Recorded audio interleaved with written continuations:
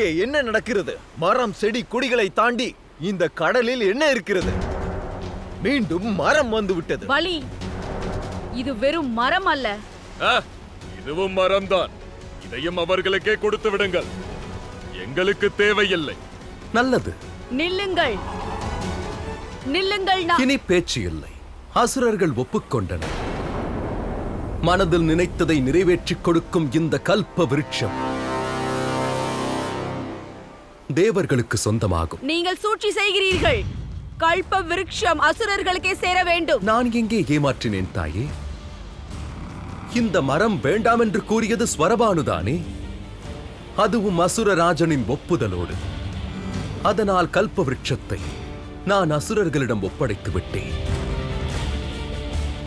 தாங்கள் சற்று நிதானமாக யோசித்திருக்க வேண்டும். மந்தனத்திலிருந்து கிடைக்கும் எந்த விருட்சமும் எப்படி சாதாரணமானதாக இருக்க முடியும்? இப்போது எதுவும் செய்ய முடியாத அசுரமாதா. பிரபு, கல்ப விருட்சத்திற்காக நன்றி. இந்த மரியாதையை ஏற்றுக்கொள்கிறோம்.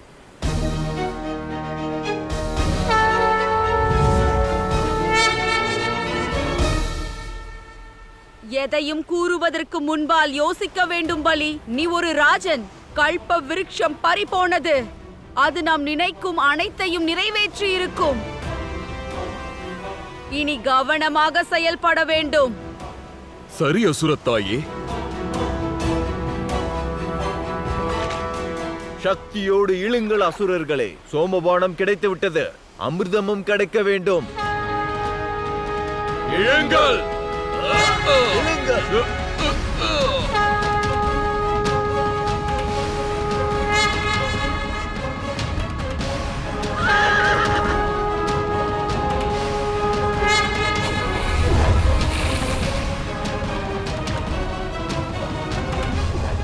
அசுரகணங்கள், மீண்டும் நான் தங்களை ஏமாற்றுவதாக என்னை நீங்கள் குறை சொல்லக்கூடாது.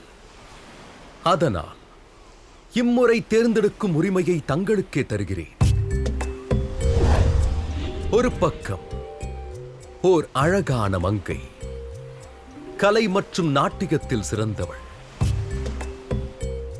இந்த அழகு தேவதைகள் பல கலைகளையும் அறிந்திருக்கிறார்கள்.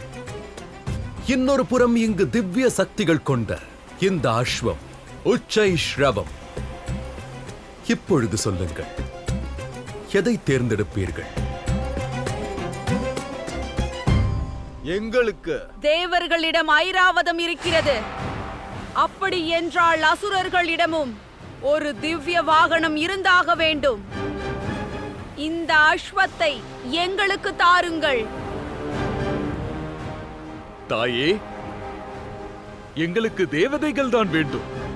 அஸ்வத்தை வைத்துக் கொண்டு நாம் என்ன செய்ய? மோகம் வேண்டாம். ராஜயோகத்தை பற்றி யோசியுங்கள். இந்த தேவதைகளை தேவர்களுக்கு கொடுத்து விடுங்கள். எங்களுக்கு இந்த உத்ரைஷவ அஸ்வத்தை கொடுத்து விடுங்கள். வார்த்தை அசுரமாதாவுடையது. ஆனால் உங்கள் மனதில் உள்ளதும் இதுதானே? தங்கள் ஆசைப்படியே அசுரமாதா. உச்சை ஸ்ரவம் அசுரர்களுக்கு சொந்தமானது. அதோடு தேவதைகள் தேவர்களுக்கு.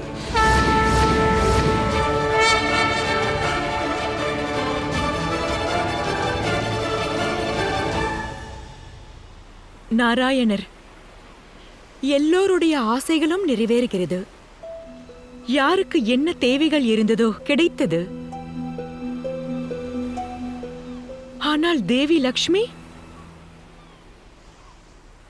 சந்திக்கும் நேரம் நெருங்கிவிட்டது தேவி.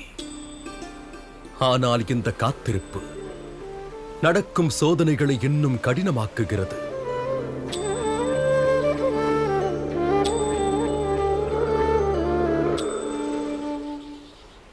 சமுத்திர மந்தனம் மீண்டும் ஆரம்பமாகட்டும்.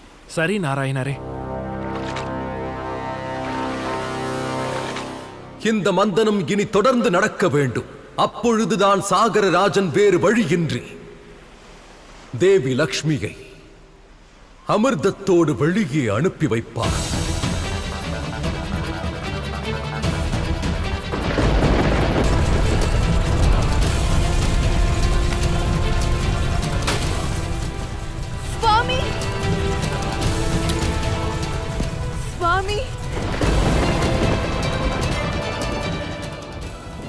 காப்பாற்றுங்கள், காப்பாற்றுங்கள், எங்களை காப்பாற்றுங்கள் அரசே, எங்களை காப்பாற்றுங்கள். இங்கு எதற்காக வந்தீர்கள்? உங்களுடைய இடத்திற்கு செல்லுங்கள்.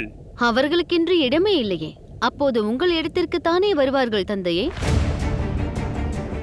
எல்லா பக்கமும் பாருங்கள், அனைத்தும் அழிந்து வருகிறது. உங்களால் உங்களையே காத்துக்கொள்ள முடியவில்லை. இவர்களோ பாவம். உங்கள் ரத்தினத்தையும் சாம்ராஜ்யத்தையும் எவ்வாறு காப்பீர்கள்? கூறுங்கள். இன்னும் நேரம் இருக்கிறது. என்னை என் நாராயணரிடம் செல்ல விடுங்கள்.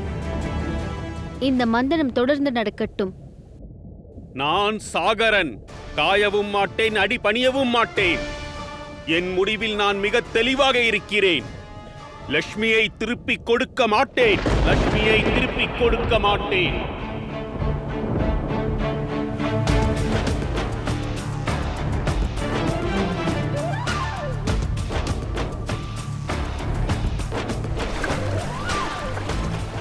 இங்கு நடப்பது சாகர மந்தனம் மட்டுமல்ல, சமுத்திரத்தில் உள்ள கோளாறுகளையும் ஆணவத்தையும் அழிக்க நடக்கிறது. இந்த மந்தனத்தின் வேகம் இன்னும் அதிகரிக்க வேண்டும். இதனுடைய தாக்கமானது சாகர ராஜனின் இதயத்தை துளைத்தெடுக்க வேண்டும்.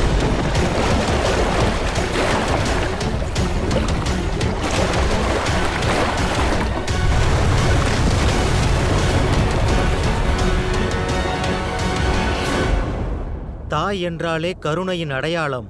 இந்த சங்கடத்தில் இருந்து உங்களால் தான் காப்பாற்ற முடியும். இவர்கள் நிலைமையை பாருங்கள் தாயே.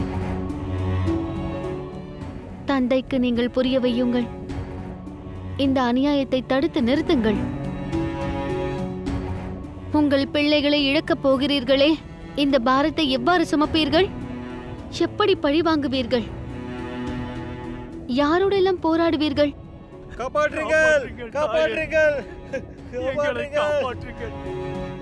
சாகரத்தில் வசிப்பவர்கள் நீங்கள். கடலின் அலைகளுக்கு முன்னே உலகமே மண்டியிட்டு விடும். ஆனால் நீங்கள் சிறு விஷயத்திற்கே பயப்படுகிறீர்கள். வீர மரணம் அடைவதே உங்கள் லட்சியமாக இருக்க வேண்டும்.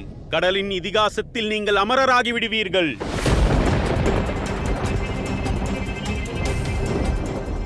சங்காசுரா, எழுந்திரு, எழுந்திரு மகரே.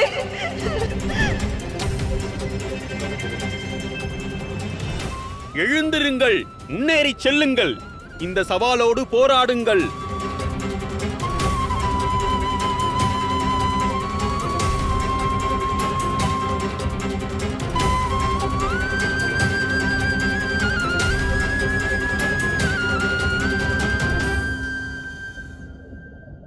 லட்சுமி எங்கு பாதங்களை எடுத்து வைக்கிறாளோ அங்கு சந்தோஷம் சுகம் கூடும் என்பார்கள். அப்படி என்றால் லட்சுமியையே மகளாக கொண்டிருக்கும் நாங்கள் பெரும் செல்வந்தர்கள் ஆகியிருக்க வேண்டும்.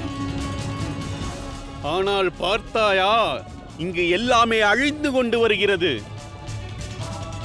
இன்று உனக்கும் சரி, இந்த இயற்கைக்கும் சரி, ஒரு மகளாக உனக்கு ஏற்படும் களங்கமாகும். ஒரு தாய் இருக்கும் வரையில் ஒரு மகளுக்கு எந்த கலங்கமும் ஏற்படாது.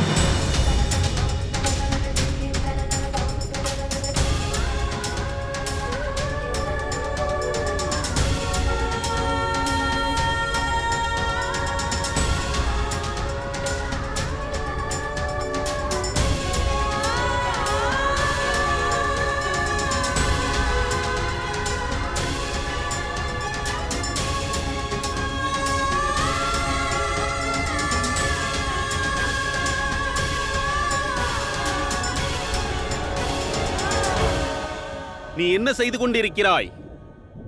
என் தவறை திருத்திக் கொள்ளுகிறேன். மகளே, இதை நான் முன்பே செய்திருக்க வேண்டும்.